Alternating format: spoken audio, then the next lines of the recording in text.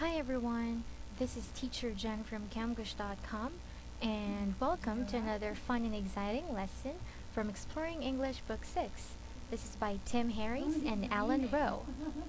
Today, we are going to continue our reading activity about the American music. In the previous video, we already read the first part or the first page of this article. If you want to read it again, you can pause this video for a while, then read.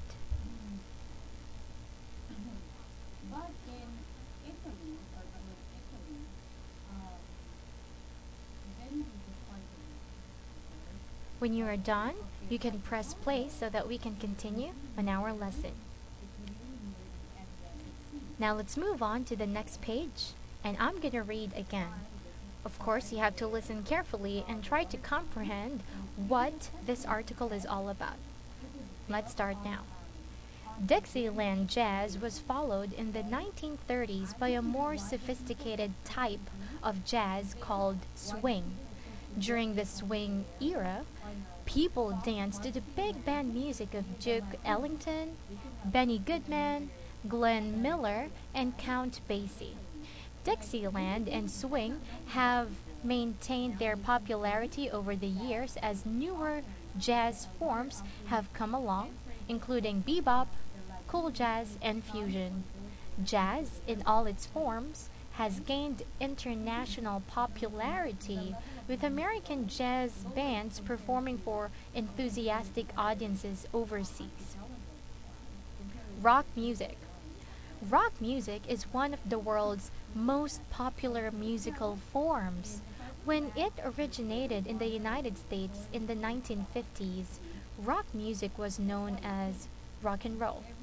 From the start, it was party music, dance music, and music that appealed to young listeners. It often expressed the joys of being young, and it occasionally expressed the frustrations of youth. Rock grew out of black rhythm and blues and white country music. Both of these musical forms are traditions in the southern state of Mississippi, the birthplace of Elvis Presley, the king of rock and roll. Although he was white, he had a style commonly associated with popular black music. His exciting live performances and frequent radio play quickly made Presley a superstar, and the rock and roll explosion began. In the 1960s, rock groups from England burst onto the scene. The Beatles and the Rolling Stones turned rock and roll into an international phenomenon. Their lifestyles became models for young people to follow. The rock musicians grew their hair long and wore beads and brightly colored clothing, and so did their followers. Another important force was Bob Dylan, who influenced the 60s generation with his protest songs. These songs cried out against what many people considered the wrongs of society, such as racial prejudice, poverty, and war.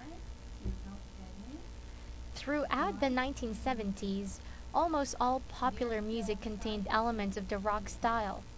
As the audiences for rock grew, a variety of new musical categories developed, such as country rock and jazz rock.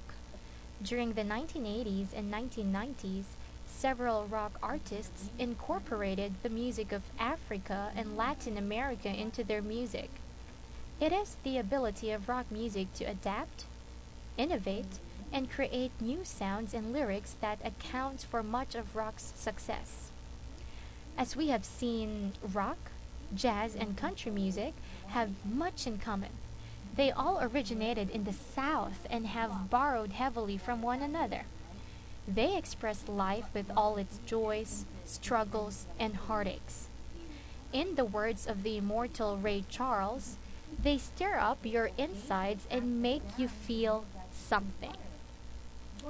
Thank you so much for listening, students. Now it's your turn to read. You can pause this video for a while so that you can read the following.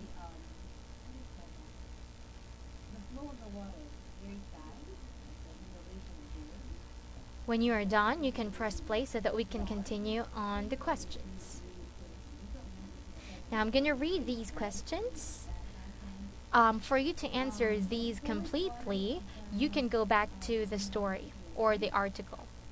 What were the basic instruments in early country music? What do many country songs make you feel sad?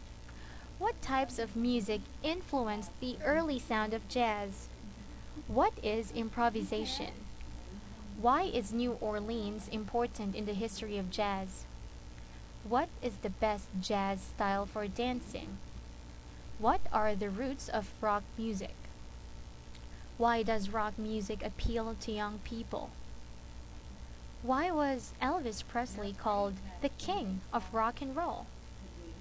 Who were the Beatles? How did they affect rock music? What do rock, jazz, and country music have in common? Now, this is the end of our lesson. Like I said a while ago, you can go back to the story or article so that you can find the answers on those questions. Now, this is the end of our lesson. I hope you learned something. This is Teacher Jen from Camglish.com saying goodbye and see you on your next video. Goodbye!